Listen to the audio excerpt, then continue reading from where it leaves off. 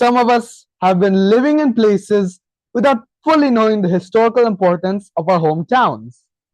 And when we dig a little deeper into the history of the place we live in, we would be amazed about how culturally and historically significant these places are. And today, I am going to tell you all about such a place where I live in.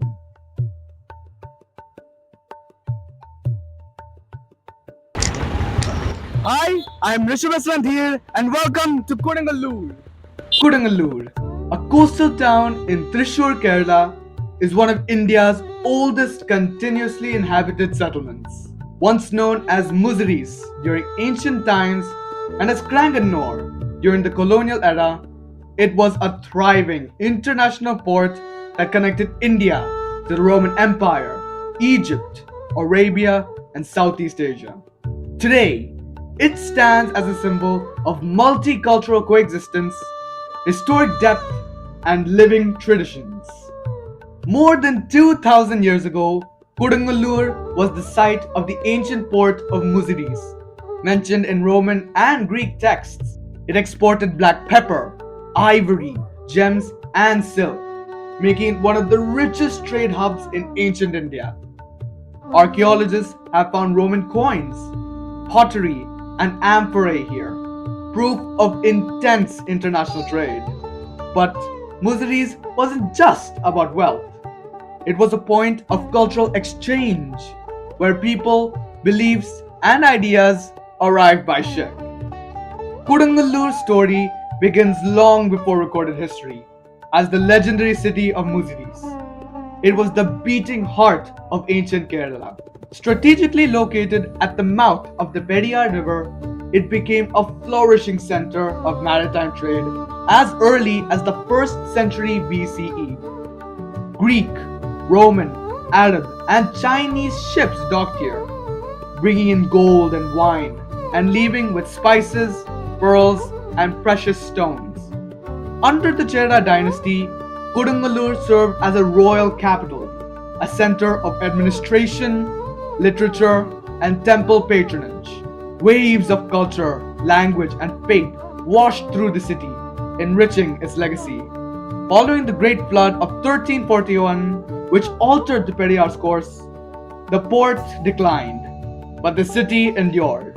Today, Kodungallur is a monument of history, where ancient roads lie beneath modern ones, and where every brick has a story. Kodungallur is one of the rare places in India where 4 major religions have deep roots.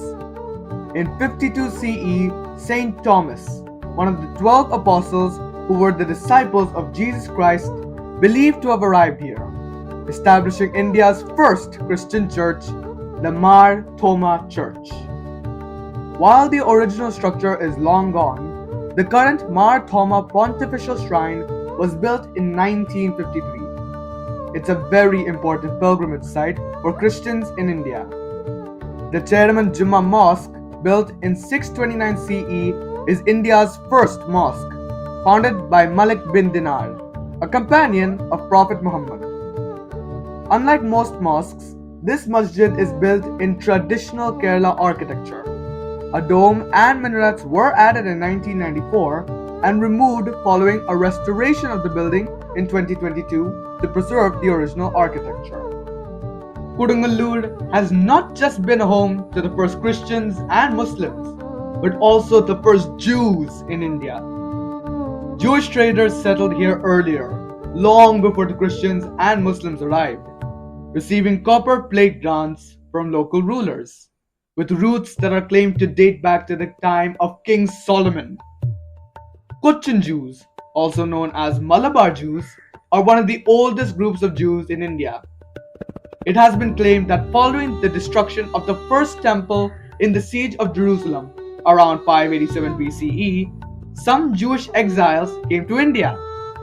After the destruction of the second temple in 70 CE, there are records found that attest to numerous Jewish settlers arriving in Kodungallur.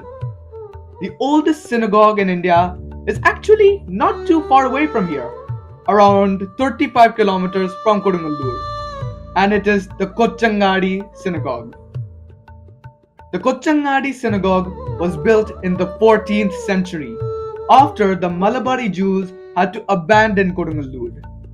Joseph Azar, the 72nd heir to Joseph Laban and the last Jewish prince of Shingli, fled to Kochangadi with his followers and founded the Kochangadi congregation. The synagogue was destroyed by Tipu Sultan's army during the Second Anglo-Mysore War. Another one of the oldest synagogues is the Mattancheri synagogue in Kochi, which is the oldest active synagogue in India. This town reflects a long legacy of religious tolerance and peaceful coexistence. Kodungallur has also been a place of reverence for Hindus from ancient times. Right behind me is the Kodungallur Bhagavati temple, also known as the Sri Kudumba Bhagavati Kshetram, one of Kerala's most oldest and ancient places of worship. And it is also one of the largest Shakti Peethas in South India.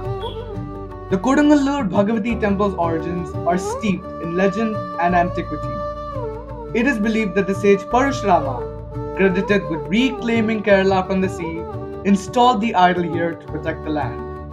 The original temple is claimed to have been built many thousands of years ago. The temple later rose to prominence under the Chera dynasty. Historical records mention the temple as early as the 9th century, and literary references from the Tamil Sangam era link it to the Silappadigaram epic. Over centuries, it became a center of Shakti worship, rituals, and tantric traditions, drawing devotees from all across India. The temple's power was so revered that even foreign travelers and colonial chroniclers wrote of its fierce rituals and female deity. The temple follows traditional Kerala temple architecture with Tamil Sangam influences. The sanctum or Sri Kovil is square-shaped with a copper-covered conical roof. Wooden carvings, laterite walls, a spacious Chuttambalam, and massive oil lamp pillars reflect a blend of simplicity and strength. It's believed that Chera king Chenkuttavan rebuilt this temple around the 1st century CE, making it a Sangam era marvel.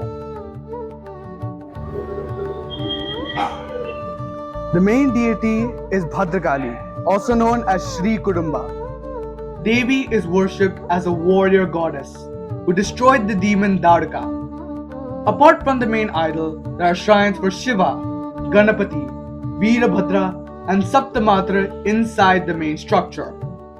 Adi Shankaracharya himself is said to have installed 5 Sri Chakras here, believed to be the source of the temple's spiritual power.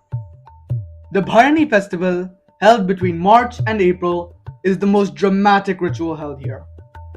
Velichappad, or temple oracles dressed in red, enter a trance, wielding swords and performing intense rituals. They dance, shout, and offer symbolic blood sacrifices as part of a centuries-old tradition. Historically, this was one of the few festivals where people from all castes were allowed to participate, making it a symbol of social resistance and equality. This temple is considered the head of all 64 Bhadrakali temples in the Malabar region.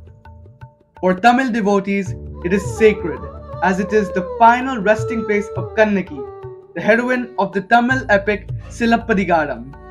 Her association with justice and feminine power adds another layer of meaning to this temple's legacy. Kodungallur isn't just an ancient temple town or a former international port. It's a living chapter of India's history. It is an amalgamation of many religions, cultures, and traditions. From trade routes to spiritual roots, it continues to inspire with its deep sense of identity, inclusion, and resilience. Whether you're here for faith or history, Kodungallur has both to offer in abundance.